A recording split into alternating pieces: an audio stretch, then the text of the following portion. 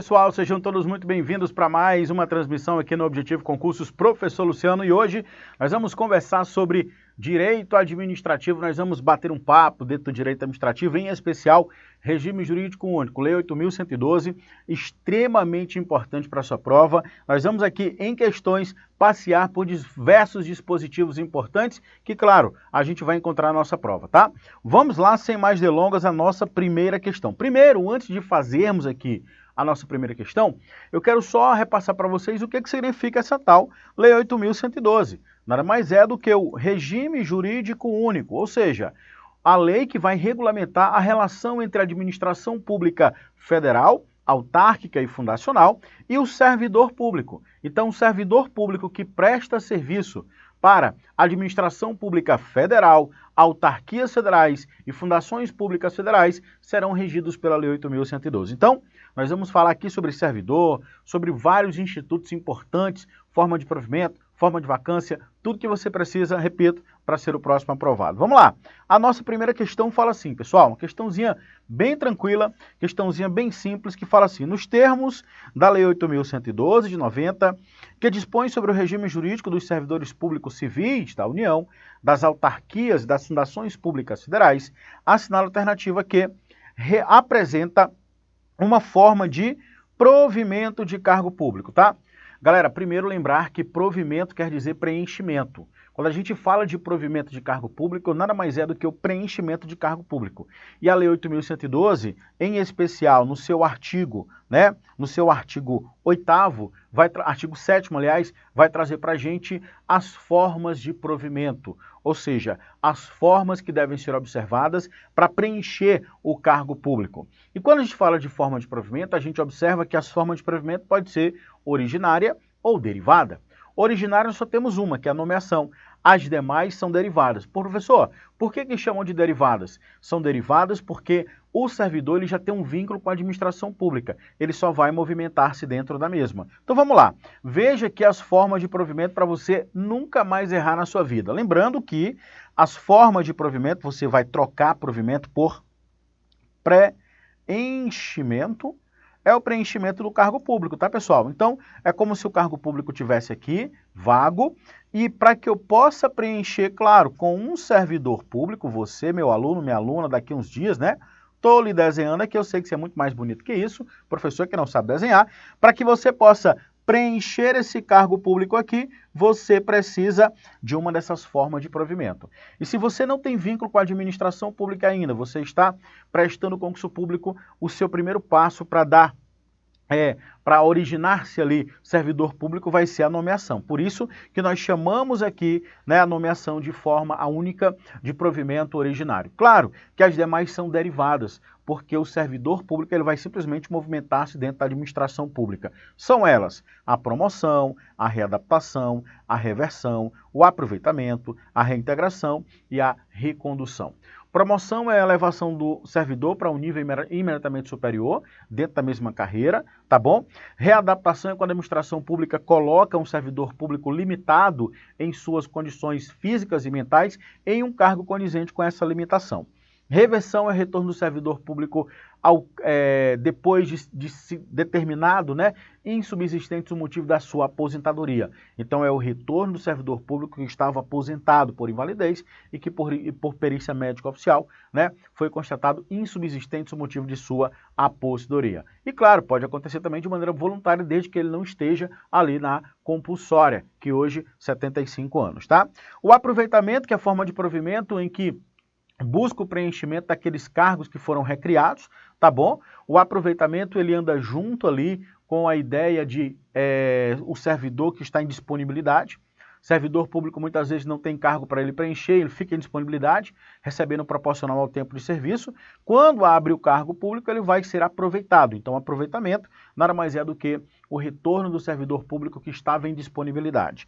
A reintegração é o servidor público que é demitido, ele consegue invalidar essa demissão, judicial ou administrativamente, e é determinado o seu retorno, tá?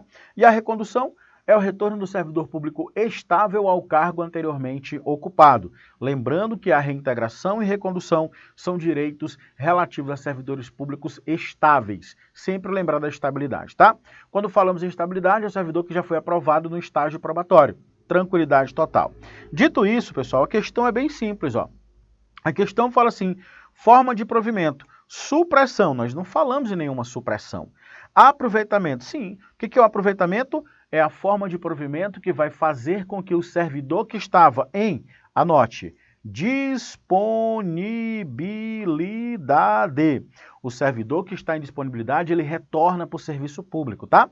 Professor, quando é que o servidor público fica em disponibilidade? Quando não tem cargo para ele prover, quando não tem cargo para ele preencher. Muitas vezes não tem um cargo para ele preencher, ele vai ficar em disponibilidade. Professor, ele fica em casa recebendo? Fica em casa recebendo, proporcional ao tempo de serviço.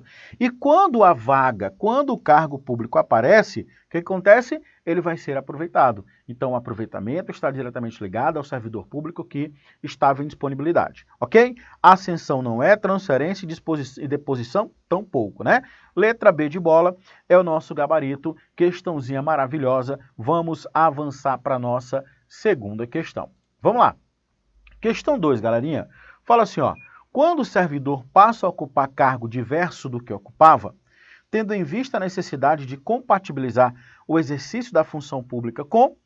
Aí você vai ter que guardar isso aqui, ó.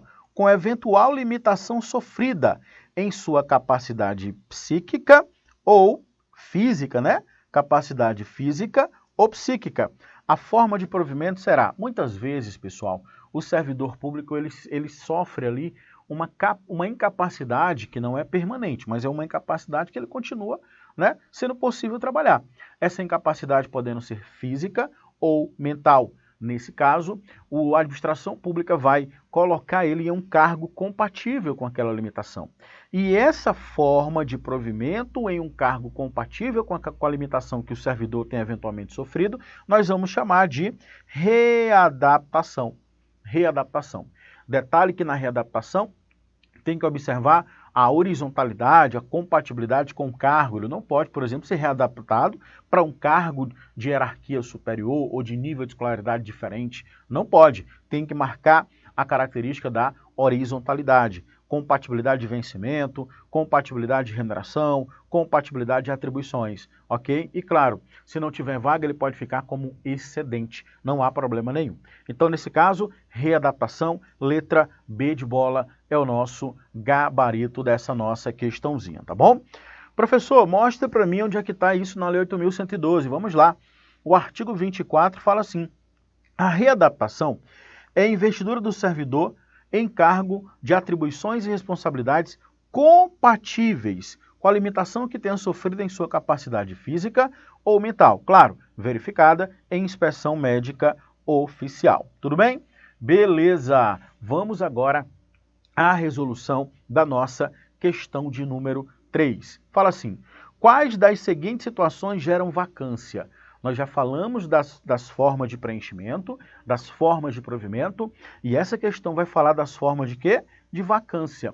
Vacância são situações em que deixarão o cargo vago. Por exemplo, falecimento, né? A posse em cargo inacumulável, o servidor público que foi demitido, a exoneração. Então, falecimento, posse em cargo inacumulável, exoneração, demissão, repare que são formas que vão deixar o cargo como? Vago. Por exemplo, o Joãozinho era servidor, ele resolveu dar uma falecidinha ali, ó. Morreu. E aí como é que fica? Ele vai levar o cargo para a eternidade? Não vai. Nesse caso, o que é que vai acontecer?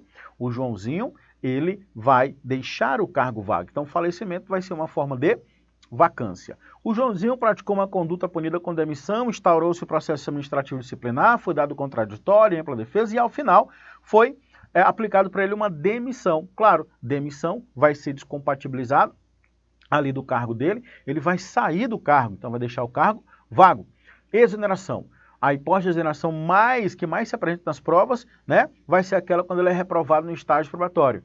O servidor público tomou posse, entrou em exercício e aí ele ficou reprovado no estágio probatório, vai ser exonerado, ok? Ou então o servidor público tomou posse e não entrou em exercício no prazo de 15 dias, contados a partir da posse, também vai ser exonerado. Ou então ele pode pedir exoneração, a pedido do próprio servidor público, beleza? Então veja que a exoneração também é uma forma de vacância, vai deixar o cargo vago, beleza, pessoal? Então vamos lá. A questão simplesmente está pedindo para a gente quais das alternativas nós temos forma de vacância. Repare que a letra A vai falar promoção, exoneração e demissão. Exoneração e demissão, tranquilo. Acabei de falar para vocês. Agora eu tenho duas formas de provimento que ao mesmo tempo constituem forma de vacância. Uma que é a promoção e a readaptação. A promoção nada mais é do que a elevação do servidor de um cargo para um nível imediatamente superior dentro da mesma carreira. Tranquilo. Ele não consegue estar em dois locais ao mesmo tempo. Então, para que ele possa sair de um e entrar no outro, na promoção, ele vai deixar esse cargo aqui vago. Tudo bem? Na readaptação, da mesma forma, se a administração pública coloca ele um cargo condizente com a limitação física ou mental que ele tem eventualmente sofrido, ele vai ter que sair de um e ser colocado em outro. A readaptação também vai ser forma tanto de provimento, como também forma de vacância.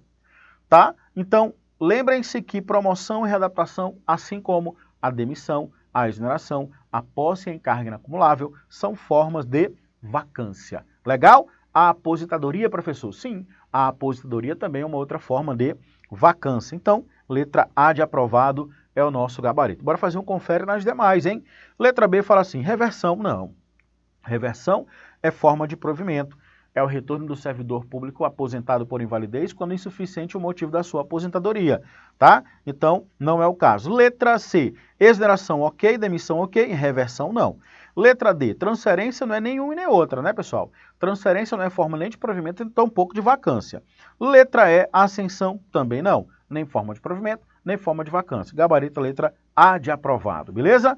Professor, mostra para nós aí a forma de vacância agora, meu guerreiro. Olha só, nós temos as principais. As que mais caem em prova são essas, ó. A exoneração e a demissão, tá? O que é exoneração? Não é uma penalidade, podendo ocorrer a pedido ou de ofício. Olha aí, queridos, a pedido ou de ofício. A exoneração acontece a pedido, o servidor simplesmente vai pedir a exoneração, que é descompatibilizar-se do cargo, sair do cargo, tá bom? Ou então, ele pode muito bem, né, de ofício, ou seja, sem provocação. A administração pública simplesmente vai determinar que ele saia, por exemplo. No caso de reprovação no estágio probatório, no caso de ter tomado posse e não ter entrado em exercício dentro do prazo de 15 dias, tá? Quando for convocado para inspeção médica oficial e não comparecer, né, ele pode sofrer ali uma suspensão, e aí nós temos as hipóteses que podem gerar até uma exoneração, tudo bem? Então veja que a exoneração não é punição. A exoneração, ela simplesmente é um afastamento do servidor do cargo, descompatibilizando, tá? Agora, a demissão, aí sim, a demissão ela passa a ser uma punição, tá, meu amigo? Então, se a punição, ela tem como pressuposto fato da sua existência uma conduta que é proibida, uma infração funcional. Então, a demissão, para que ela possa acontecer, é necessário que exista uma infração grave do servidor. Então, o servidor ele vai sofrer uma penalidade. Claro, ele cometeu uma falta grave.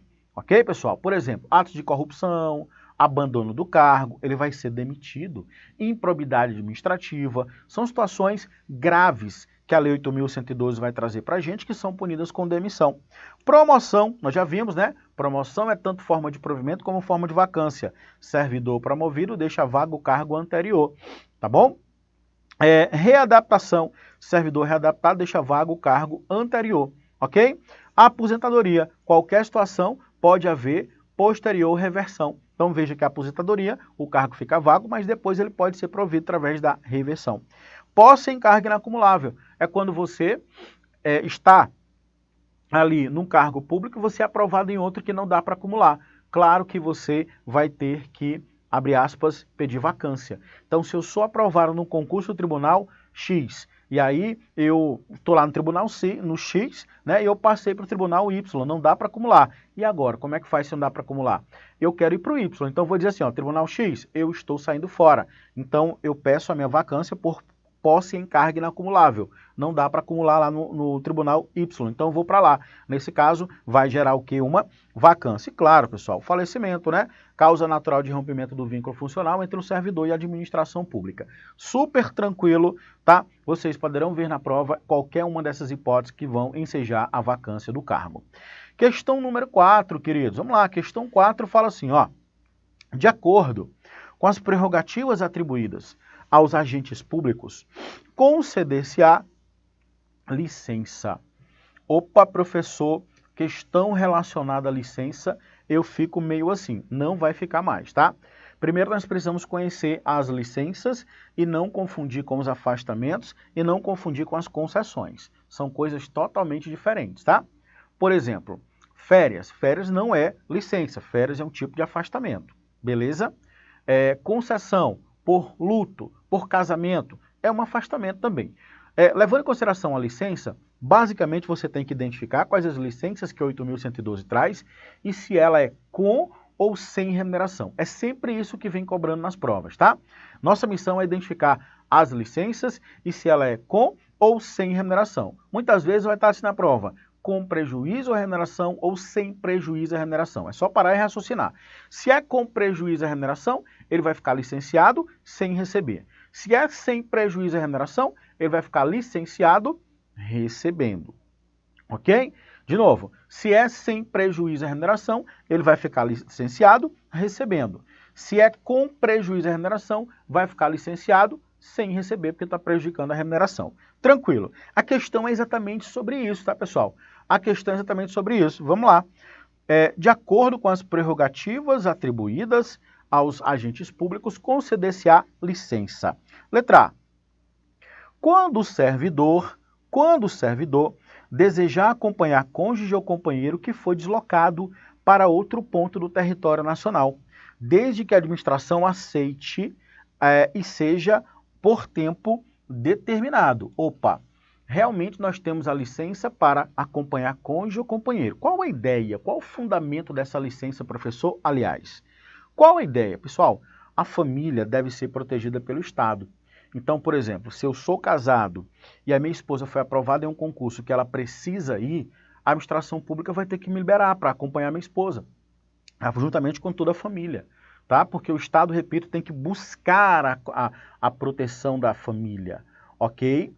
E veja também o seguinte, nesse caso vai ser concedida uma licença, só que essa licença é por tempo indeterminado.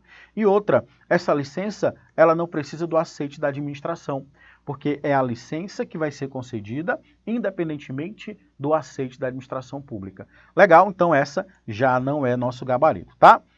Licença por até 90 dias, consecutivos ou não, sem remuneração, quando o cônjuge ou companheiro for acometido por doença que necessite de assistência direta e indispensável do servidor. Também, pessoal, é a licença, realmente nós temos a licença que é o afastamento consecutivo ou não, sem remuneração. Então é com prejuízo à remuneração, não vai receber. Por até 90 dias, o servidor realmente tem direito a essa licença. Para quê? Licença por doença em cônjuge ou companheiro, ou pessoa que é necessário que o servidor público esteja acompanhando, tá? Então aqui nós temos a letra B de bola como nosso gabarito, tá bom? Letra C. Por até 80 dias consecutivos, a servidora que adotar ou obtiver guarda judicial. Pessoal, realmente nós temos a licença maternidade por guarda ou adoção, né? Por guarda judicial ou adoção. Vai depender da idade da criança, menos de 1 ano ou mais de 1 ano, vou chegar nesses detalhes, só que não são 80 dias, está errado por isso, vou chegar lá. Letra D, quando a critério da administração, aquele que ocupar função pública e que não seja em estágio probatório, necessitar de tratar de interesses particulares. Opa, pessoal, veja que nesse caso, quando se tratar de licença para tratar de interesses particulares, ela é pelo prazo de até 3 anos, ela é com prejuízo da remuneração e o servidor que está no estágio probatório não tem direito, tá? Então, não é esse a critério da administração pública, não. Porque a licença para tratamento de interesse particular, ora, interesse é particular, eu não vou receber, então, dane-se a administração pública, ela vai me dar a minha licença para que eu possa ficar até 3 anos afastado, sem receber nada e, obviamente, tá? ela não tem esse prazo. O servidor que está no estágio probatório não tem direito à licença para tratamento de assuntos particulares. Então está errado por isso. Nós vamos ver as fundamentações, tá? Na proporção de 3 meses a cada 5 anos trabalhados. É errado, nós não temos essa licença aqui. Vamos ver aqui as licenças só. Poderá ser concedida licença ao servidor por motivo de doença do cônjuge ou do companheiro, de pais, filhos, padrasto, madrasta e enteado, ou dependente que viva as suas expensas. Então, o dependente vive as expensas do servidor e conste do seu assentamento funcional mediante provação da perícia médica oficial. Então, nesse caso, é a licença por doença em pessoa da família. Cônjuge, companheiro, pais, filhos, padrasto, madrasta, enteado, tá? Ou dependente que viva as expensas do servidor. O servidor ele vai se afastar, tá bom? Para cuidar ali da pessoa que realmente precisa. Beleza, pessoal? Então, vou fazer uma pausa e já volto aqui comentando aqui essa licença e, claro, avançando nas questões. Volto já. Forte abraço. Fui. Galerinha, voltamos para mais uma aulinha, dando continuidade aqui. Eu havia dito no bloquinho passado acerca da licença em doença de pessoa da família. Vamos aqui ao prazo que a lei, né, que a questão trouxe para a gente, aliás. Olha o parágrafo 1º. A licença somente será definida se a assistência direta do servidor for indispensável. Então, é necessário que se constate que o servidor ele precisa estar acompanhando aquele indivíduo, aquele cônjuge, aquele companheiro, aquele pai, aquele filho, tá? E não puder ser prestada simultaneamente com o exercício do cargo ou mediante compensação de horário. Ali um horário que ele vai diminuir a sua jornada de trabalho durante um dia. Então, primeiro tem essa tentativa. Depois é que não conseguindo conciliar, ok, é que vai ser concedida essa licença. E claro, pessoal, lembrar o seguinte, regra do parágrafo 2º, que diz assim, ó, veja, a licença que trata o CAPT, incluídas as prorrogações, poderá ser concedida a cada período de 12 meses. Olha que legal, só pode ter essa licença para tratar de pessoas doentes da família a cada 12 meses, tá bom? Concedida a cada 12 meses. Agora veja o inciso 2. Fala assim, até 90 dias, consecutivos ou não, sem remuneração. O servidor ele pode ter a licença por até 90 dias, sem remuneração. Mas também ele pode optar por até 60 dias. Aí, no caso, vai ser com remuneração. Ok? São duas situações. Ele escolhe? Ele escolhe. Beleza, pessoal? Então, resolvida a nossa questão, nós vimos que está incorreto por conta do prazo, tá? Ainda tem outro artigo importante, o artigo 210, que fala sobre a licença maternidade por adoção ou guarda judicial de criança até 1 ano de idade. Se a criança for até 1 ano de idade, serão concedidos 90 dias de licença remuneração, tá bom? Remunerada. Então, ó, a servidora tem direito à licença maternidade. A licença maternidade, aí vai depender. Se for criança até 1 ano, criança até 1 ano, 90 dias, tá bom? Licença sempre vai ser remunerada. Agora, aí veja, no caso da adoção de guarda judicial de criança com mais de 1 ano de idade, o prazo que se trata desse artigo será de 30 dias. Então, mais de 1 ano de idade, a criança tem mais de 1 ano, vai ser de 30 dias, tá bom? Claro, remunerada, se é remunerada, é sem prejuízo à remuneração.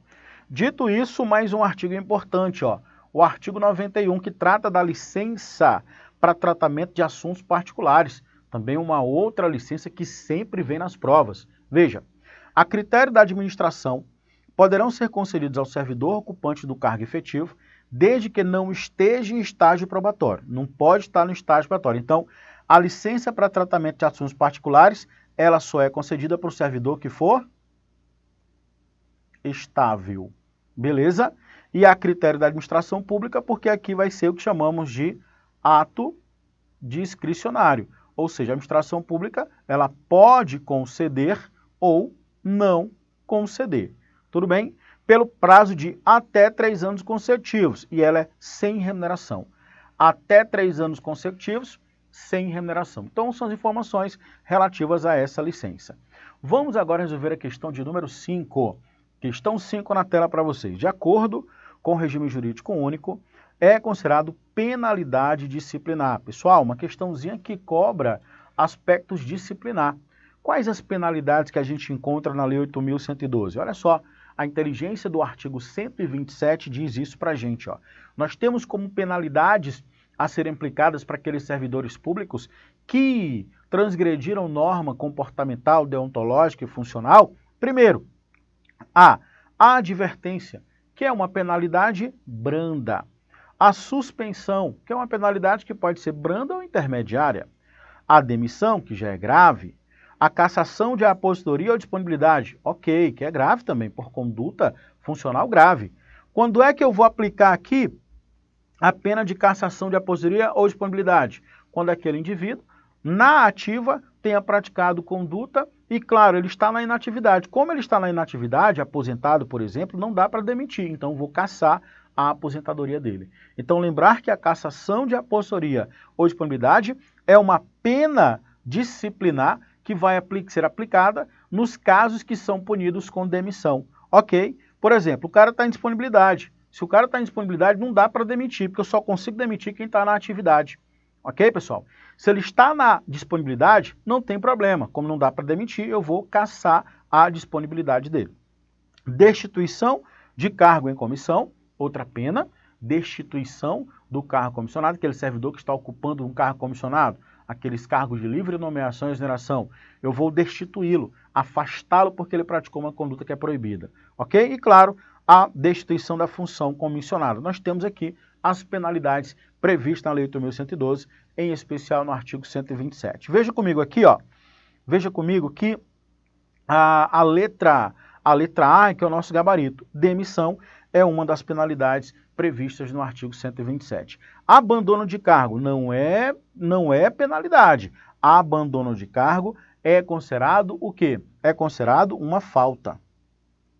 Uma falta funcional. Inclusive, pessoal, grave. Tá bom?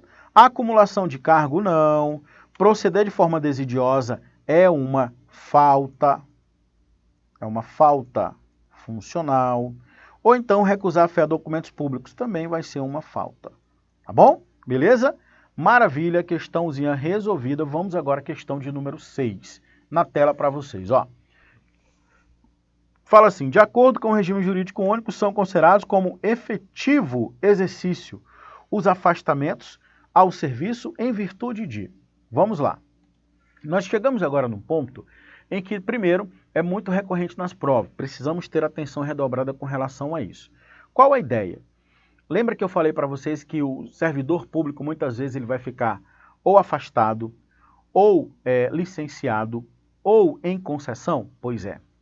Nesses casos, alguns afastamentos, licenças ou concessões não prejudicam o efetivo exercício. Ou seja, é como se ele estivesse em pleno efetivo exercício.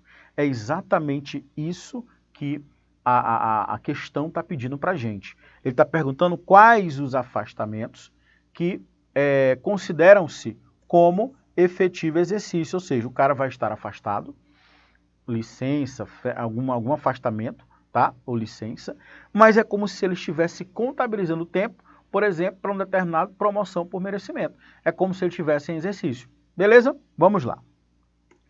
Letra A fala assim, júri, férias, 2 dias doação de sangue. Pessoal, 2 dias não.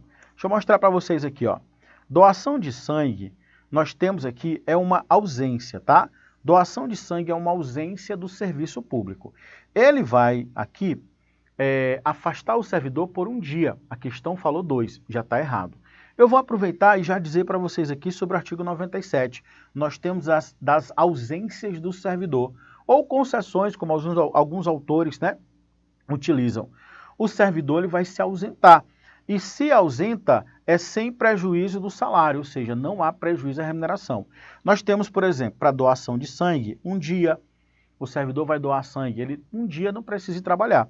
O alistamento ou recadastramento eleitoral, pelo período comprovadamente necessário, limitado, em qualquer caso, a 2 dias. Se der para resolver num dia, ótimo, não pode passar de 2, tá? Casamento serão 8 dias consecutivos. Falecimento de cônjuge, companheiro, pais, madrasta, padrasto, filho, enteado, menor subguarda, tutela e irmãos. Nós temos aqui a ausência ou concessão de 8 dias consecutivos. Isso quer dizer o quê?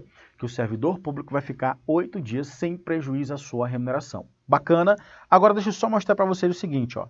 Nós temos aqui a lei no artigo 102, que ele vai trazer para a gente, né, quais são os afastamentos que consideram-se para os efeitos de promoção ou qualquer outros efeitos em efetivo exercício. O artigo 102 fala assim: além das ausências ao serviço previsto no artigo 97, essa que nós vimos, casamento, sangue, realistamento, alistamento eleitoral, são considerados como efetivo exercício os afastamentos em virtude de, ou seja, ele vai se afastar, mas continua contando como tempo de serviço, tá bom? Ele vai se afastar, mas continua contando como tempo de serviço. E aí você vai lembrar agora, tá? Cuidado com isso na hora da prova. Tome muito cuidado. Vamos lá, preste atenção. Primeira delas aqui, ó, férias. Férias. Realmente, pessoal, férias, sim. Nas férias, nós temos ali um afastamento, mas contabiliza-se como se ele estivesse em efetivo serviço. Férias. Veja, 2. Exercício de cargo em comissão equivalente em órgão ou entidade dos poderes da União, dos Estados, Distrito Federal, município. Então, se ele ocupa cargo comissionado, é como se ele estivesse em efetivo exercício. Da mesma forma, exercício em cargo ou função de governo da administração em qualquer parte do território nacional por nomeação do presidente da República. Agora ele está ocupando um cargo nomeado pelo presidente da República. Nesse caso, ainda que ele esteja afastado do seu órgão de origem, ele continuará estando em exercício. Ok? 4. Participação em programa de treinamento regularmente inscrito em programa de pós-graduação estrito sensu no país. Se ele estiver inscrito, afastou-se para estudar, continua como se estivesse em exercício. Desempenho de mandato eletivo, federal, estadual, municipal, distrital, exceto para promoção por merecimento. Nesse caso, contabiliza ali o tempo de serviço, só não vai utilizar para merecimento, promoção do cargo. Júri e outros serviços obrigatórios por lei. Então, se o servidor ele foi convocado para compor conselho de sentença no júri, ali é como se ele tivesse em exercício, contabiliza tempo de serviço, tá bom? Missão de estudo no exterior, quando autorizado o afastamento, isto foi estudar no exterior, também contabiliza exercício. As licenças, nós temos aqui, ó, 5 licenças. Gestante, adotante, paternidade, para tratamento da própria saúde, para desempenho de mandato classista e participação em gerência e administração em sociedade cooperativa, tá? Mandato classista, por exemplo, ele saiu para ser presidente do sindicato, seria isso. Por motivo de acidente em serviço ou doença do profissional e por motivo de capacitação. Essas licenças, embora nós tenhamos o afastamento das atividades laborais desse servidor, contabiliza tempo de exercício. Deslocamento para nova sede, de que se trata o artigo 18, o servidor precisou se deslocar para a nova sede, também vai ser contabilizado como ele estivesse em exercício. Participação em competição esportiva nacional ou convenção para integrar representação esportiva nacional do país ou no exterior. Afastamento para servir em organismo internacional em que o Brasil participe, como por exemplo a ONU, a Unesco, Unicef.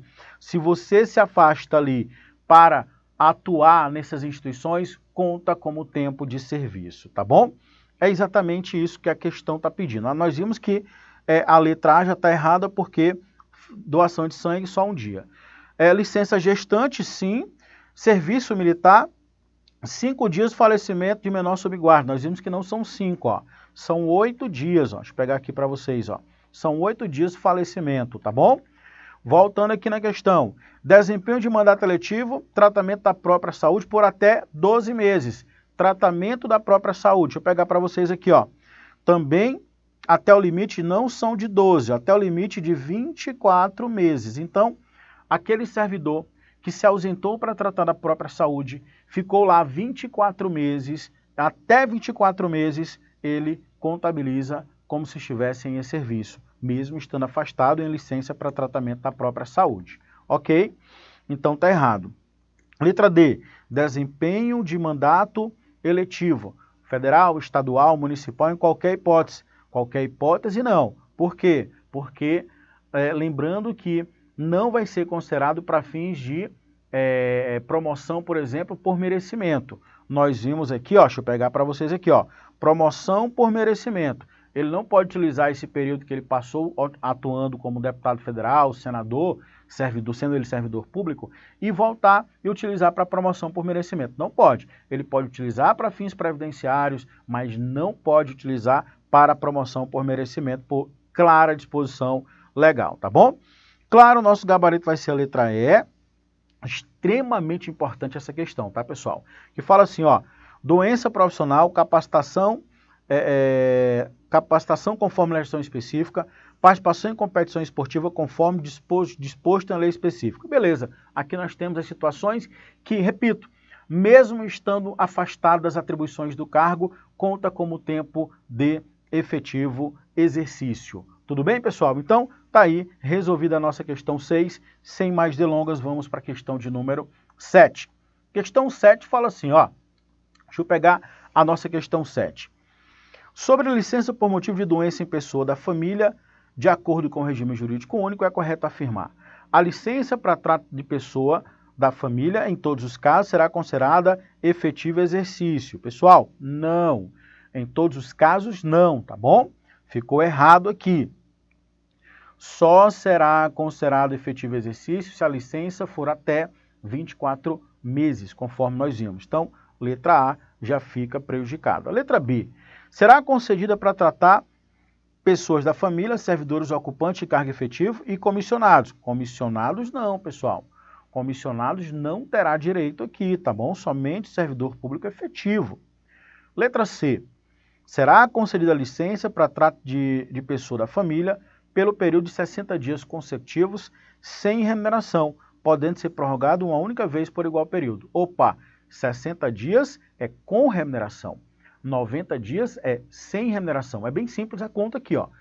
Quanto menor for o tempo, é sem prejuízo à remuneração. Ele recebe, tá bom? Quanto maior for o tempo, aí ele já não vai receber. Ele vai estar trocando ali a remuneração por estar cuidando da pessoa que é da sua família. Então, inverteu aqui, letra C está errada. Letra D. Considera-se família para concessão da licença ao servidor por motivo de doença de pessoa da família, o cônjuge, o filho, qualquer pessoa que conste registrado na pasta funcional do servidor. Não. Cônjuge, companheiro, filho, enteado, pais, mas não é qualquer pessoa que conste na pasta funcional do servidor. Ok? Letra D de dado, também errada. Claro que vai ser a letra E, que a letra E fala assim, pessoal, olha só. A licença para trato de pessoa da família somente é concedida se a assistência do servidor for indispensável e não puder ser prestada de forma simultânea com o cargo ou mediante compensação de horário. Veja que aqui a concessão da licença vai ser uma medida última. Primeiro eu vou tentar ajustar os horários para que aquele servidor possa cuidar dos seus parentes, dos seus familiares. Se não conseguir, aí é que nós vamos conceder a licença. Letra E é o nosso gabarito. Mais uma vez, inteligência do artigo 83 da lei. Poderá ser concedida licença ao servidor por motivo de doença para quem? Cônjuge ou companheiro, os pais, filhos, padrasto, madrasta, enteado ou dependente que viva suas expensas. Tem que viver as expensas, não é estar na ficha funcional. E conste, claro, tem que estar no assentamento funcional. Então não é qualquer pessoa, são essas que viva suas expensas e também esteja na sua ficha funcional, mediante comprovação por perícia médica oficial.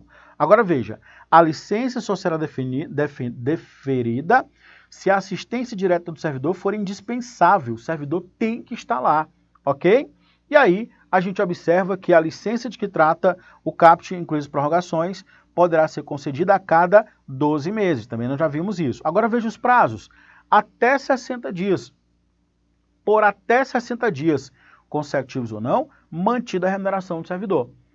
Ou até 90 dias, consecutivos ou não, sem remuneração. Então, aquele lance que eu mostrei para vocês. Quanto maior for o afastamento, sem remuneração. menor afastamento, sem prejuízo à remuneração, ou seja, ele recebe a remuneração. 60 dias com remuneração. Se ele optar por 90 dias, sem remuneração. Tá bom? O início do interstício de 12 meses será contado a partir da data do deferimento da primeira licença concedida. Nós vimos que tem que ter um interstício mínimo de 12 meses entre uma licença e outra. E o início conta exatamente da data do deferimento da licença concedida, tá? E claro, a soma das licenças remuneradas e as licenças não remuneradas, incluídas as respectivas prorrogações, concedidas no período de 12 meses, observado disposto no parágrafo 3º, não ultrapassará os limites estabelecidos nos incisos 1 e 2 do parágrafo 2º. Vamos à questão de número 8. Vamos lá. Questão número 8, no nosso próximo bloco. Resolva a questão número 8, que é uma questão bem bacana que também vai falar sobre licenças. Meu amigo, vai fazer prova que tem 8.112? Tem que ficar craque em licenças. Conhecer as licenças, se é com ou sem remuneração, tá? E, sobretudo, tem que entender e não confundir com os afastamentos. Por quê? Porque isso cai em prova. Beleza? O professor Luciano vai fazer uma pausa e já volta no próximo bloco, sem demora, para dar continuidade à resolução das questões Lei 8.112. Forte abraço, valeu, fui pessoal. Voltamos aqui para o nosso terceiro bloco, né? Acerca de 8.112. Vamos agora resolver aqui a questão de número 8, na tela para vocês, ó. Questão 8 fala assim: no que tange às licenças disciplinadas pela Lei 8.112, poderá ser concedida licença ao servidor, vamos lá, para acompanhar cônjuge ou companheiro que foi deslocado para outro ponto do território nacional, para o exterior ou para o exercício do mandato eletivo dos poderes executivo e legislativo. A licença será remunerada. Pessoal, não. Nesse caso, por exemplo, para acompanhar cônjuge, a licença não será remunerada. Ele inverteu. E também para ocupar mandato eletivo, não será remunerada. Ficou errado. Durante o período que mediar entre o registro da candidatura perante a Justiça Eleitoral, registro da candidatura e a véspera da eleição para o cargo pleiteado, a licença será sem remuneração. Pessoal, não. Nesse caso, quando nós temos a licença para pleitear cargo eletivo, para participar das eleições, depende. No registro da candidatura, até a véspera da eleição, ele continua recebendo. Então, é com remuneração. A questão está errada porque está dizendo que é sem remuneração. 3. Ocupante de carga efetiva a qualquer tempo para o trato de assuntos particulares, pelo prazo de até 2 anos, já está errado, até 3, e será sem remuneração. O que está errado aqui? Tratamento de assuntos particulares é uma licença concedida para aquele que não está no estágio probatório e vai ser de até 3 anos consecutivos. Ficou errado, nenhuma das alternativas estão corretas. Letra E é o nosso gabarito, tá? Olha aquela licença relacionada a pleito de mandato eletivo. Na convenção partidária, sem remuneração. Aí vem, registrou a candidatura perante a Justiça Eleitoral com remuneração, no máximo 3 meses. Até o momento das eleições, que novamente ele deixa de receber, tá bom? Esse ponto é extremamente importante também. Questão 9, vamos lá.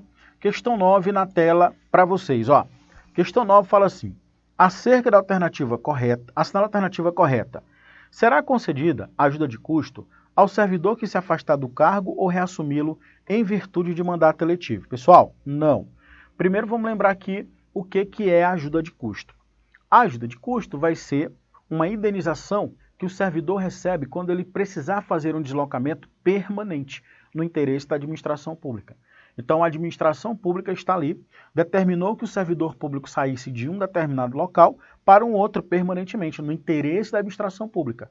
Nesse caso, a administração pública ela vai ter que pagar para ele ajuda de custo, para custear, para indenizar aquelas despesas do deslocamento dele. Além disso, a administração pública vai ter que custear o deslocamento das bagagens, os bens pessoais dele e da família dele, servidor. Tá bom? Agora, se tratar de afastamento em virtude de mandato eletivo, não é concedido a ajuda de custo, tá bom? Ficou errado aqui. Letra B, o servidor que receber diárias e não se afastar da sede por qualquer motivo, ele recebeu as diárias e não se afastou, aqui já é diferente. Quando é que eu tenho diárias? Bora fazer a diferença? Nós vimos que a ajuda de custo é quando se tratar de afastamento definitivo. Diárias são afastamentos temporários. Por exemplo, o servidor teve uma missão ali para ir numa cidade e voltar 2 dias depois. Ele vai ter direito a ajuda de custo ou diárias? Diárias. Se o afastamento for definitivo, ele recebe ajuda de custo. Se o afastamento for temporário, ele vai, mas volta para a sede em que ele está lotado, ele recebe diárias. Fechou? Fechou. E aí vem, por qualquer motivo, fica obrigado a restituí-las integralmente no prazo de 30 dias. Não são 30 dias, são 5 dias, tá, pessoal? Vamos aqui à letra C. Fala assim, o servidor em estágio probatório não poderá exercer cargo de provimento em comissão ou funções de direção, chefia de assessoramento ou entidade de lotação. Pode sim, não tem essa proibição, tá bom? Errado. As diárias destinadas a indenizar despesas extraordinárias dos servidores serão concedidas por dia de afastamento, sendo devida a metade quando o deslocamento da sede constitui exigência de permanência do cargo. Não, não é metade. Se necessitar de permanência no cargo, ele recebe ajuda de custo, tá? Gabarito, o servidor em estágio probatório somente poderá ser cedido para outro órgão, seção de servidor. Ele vai ser cedido para um outro órgão ou entidade para ocupar cargos de natureza especial, cargos de provimento em comissão nos grupos de direção e assessoramento, DAS níveis 6, 5 e 4 ou níveis equivalentes, tá? Letra E é o nosso gabarito. Vamos às fundamentações, tá? Olha a fundamentação, artigo 55. Não será concedido ajuda de custo o servidor que se afastar do cargo ou reassumi-lo em virtude de mandato eletivo. Então, mandato eletivo não recebe ajuda de custo, beleza? Aí nós temos aqui o artigo 59. O servidor que receber diárias e não se afastar da sede por qualquer motivo, ele recebeu, mas não se afastou, fica obrigado a devolver integralmente. No prazo não são de 30, eu falei o prazo de 5 dias. Então, o servidor que vai precisar se afastar, ele recebeu o dinheiro das diárias, mas ele não se afastou. Ele tem que devolver o dinheiro para a administração pública no prazo de 5 dias, tá? Artigo 20, parágrafo 3º, fala assim, ó, o servidor em estágio probatório poderá exercer quaisquer cargos em comissão ou funções de direção, chefia ou assessoramento no órgão ou entidade de lotação e somente poderá ser cedido a outro órgão ou entidade para ocupar cargos de natureza especial, cargos de provimento na comissão do grupo de direção e assessoramento, é o DAS, níveis 6, 5, 4 ou equivalentes. Artigo 58. Servidor que, a serviço, afastar da sede em caráter eventual ou transitório, ele vai voltar de outro ponto do território nacional para o exterior, fará jus a passagens diárias destinadas a indenizar as parcelas de despesas extraordinárias, como pousada, alimentação, tá? Então ele recebe o quê? Diárias. A diária será concedida por dia de afastamento. Então, por exemplo, afastou-se 3 dias, recebe 3 diárias. Então, a diária é por dia de afastamento.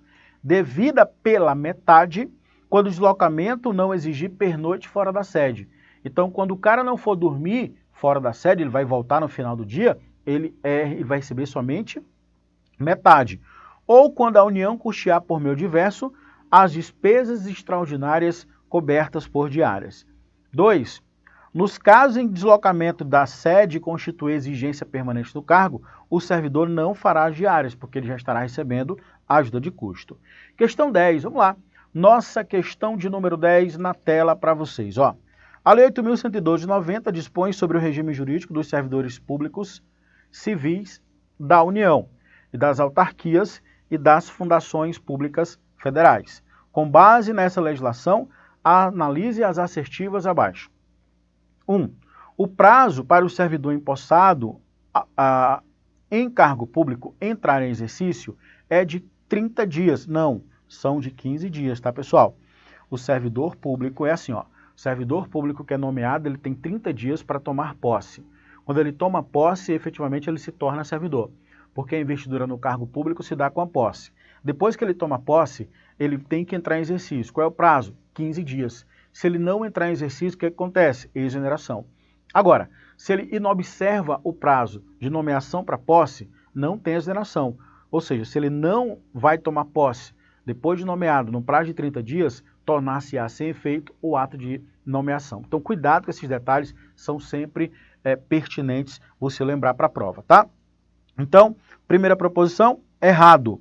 Segunda, ao entrar em exercício, o servidor apresentará declaração de bens, valores que constituem seu patrimônio e declaração quanto ao exercício ou não de outro cargo, emprego ou função pública. Olha a casca de banana, tudo bonitinho, está praticamente de acordo com a lei, só que não é ao entrar em exercício, é exatamente quando ele toma posse. O servidor, quando ele toma posse, ele tem que apresentar a declaração daquilo que constitui o seu patrimônio, de bens e valores. Da mesma forma, se ele ocupa outro cargo, emprego ou função pública. Não é no exercício, é na posse. Então, errado aqui. 3.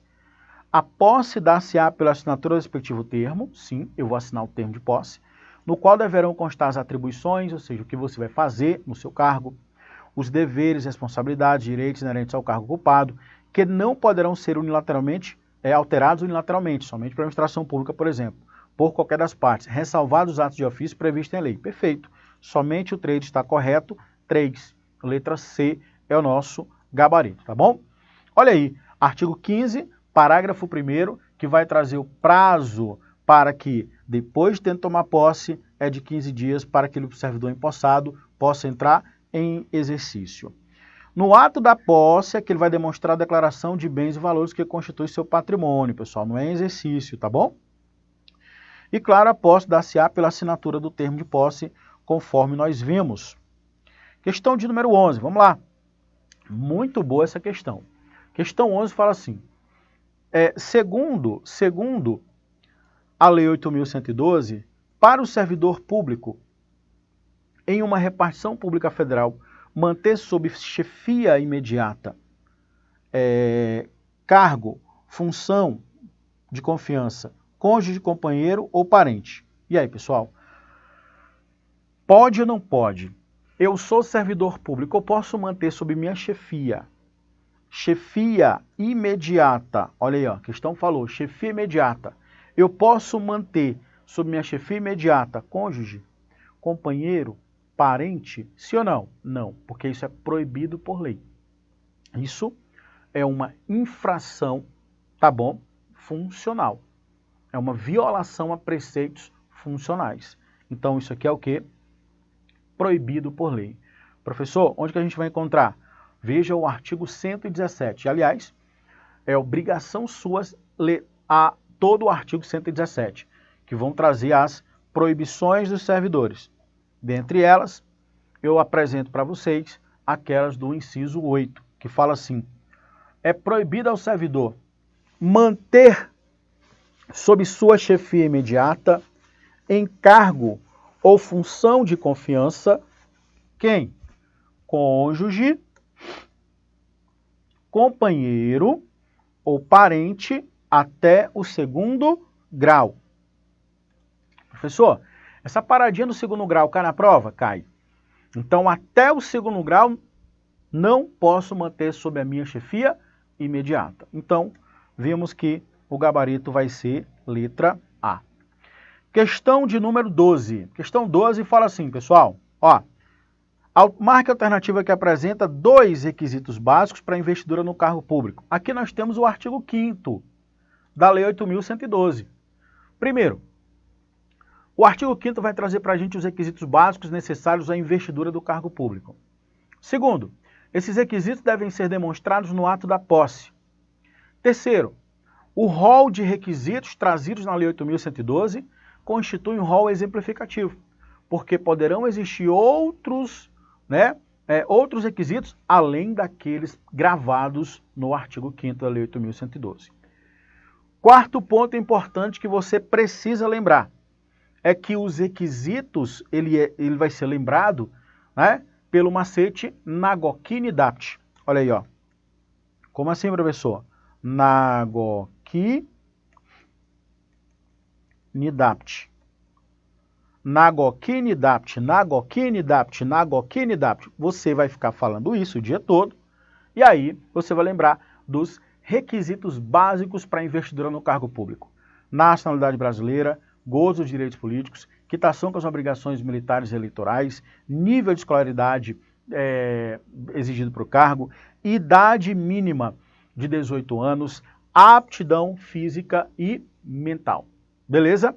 Eu vou encontrar isso aonde? Letra A, nacionalidade brasileira, gozo dos direitos políticos. Beleza. Letra A, na GOQ-NIDAP você mata a questão. Professor, por que na letra B? Vamos lá. Gozo dos direitos políticos, ok. Idade mínima de 18 anos. Não. Aliás, de 21 anos. Aqui, ó, na GOQ-NIDA, idade mínima de 18 anos. Tá? Nacionalidade brasileira, gozo dos direitos políticos, quitação das obrigações militares e eleitorais, nível de escolaridade exigido por cargo, idade mínima de 18 anos, né? Aptidão física e mental.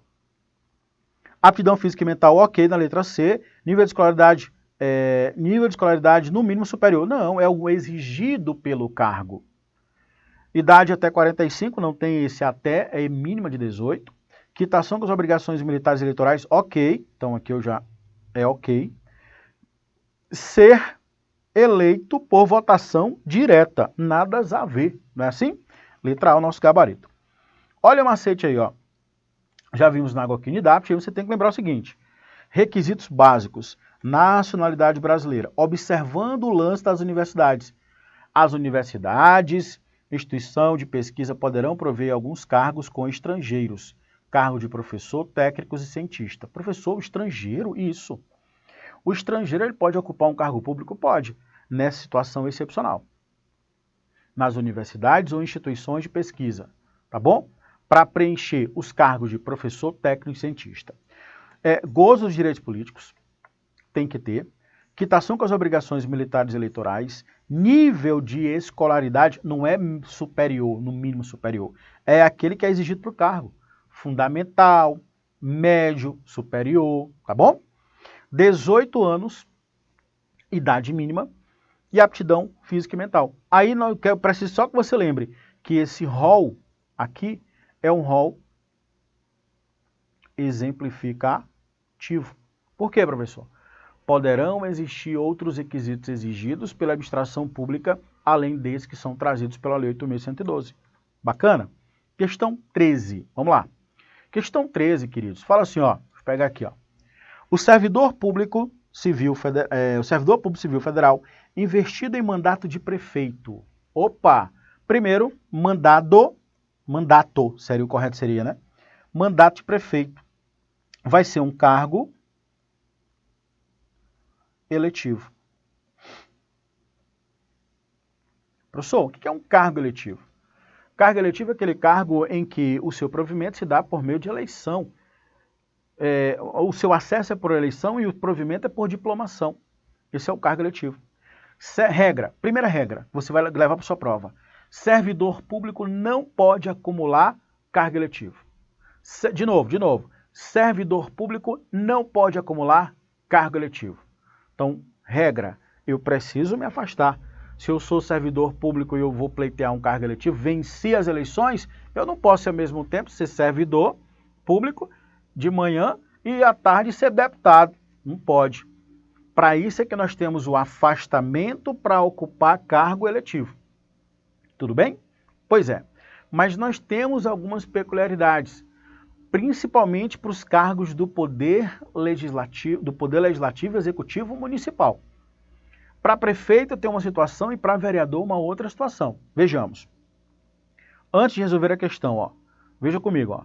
A partir da regra do artigo 94 da Lei 8.112, temos regra geral, exercício de mandato eletivo pelo servidor público. Regra, o cara tem que se afastar. Servidor deve ser afastado do seu cargo anterior. Ele recebe, claro, a remuneração do cargo eletivo. Agora, se for Poder Executivo Municipal, prefeito, o servidor deve se afastar do cargo, mas ele pode optar pela remuneração de prefeito ou do cargo afastado.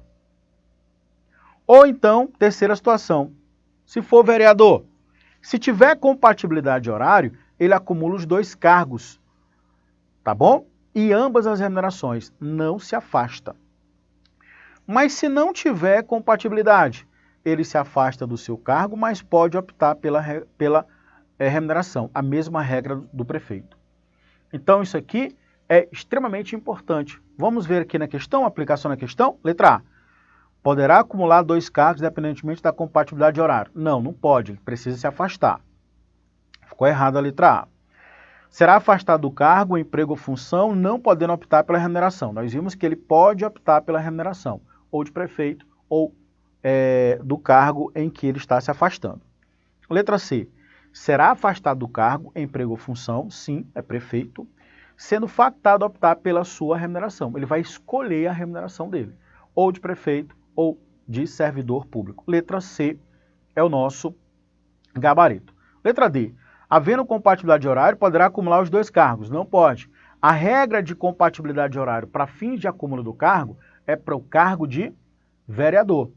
Se não fosse vereador em vez de prefeito, e aí ele pudesse aqui, tivesse disponibilidade de ocupar o cargo, né, disponibilidade de horário, aí ele poderia ocupar aqui os 2, inclusive acumulando remuneração. Letra E. Havendo compatibilidade de horário, poderá acumular os 2 cargos. Não pode acumular. Prefeito precisa se afastar. Tudo bem, pessoal? Então é isso. Questão 13 já ok, resolvida. E eu vou fazer mais um intervalo e eu volto com vocês no nosso último bloquinho para a gente fechar com chave de ouro, tá bom? A resolução das questões de 8.112. Aguardo vocês no nosso próximo bloco. Forte abraço. Valeu. Fui, galera.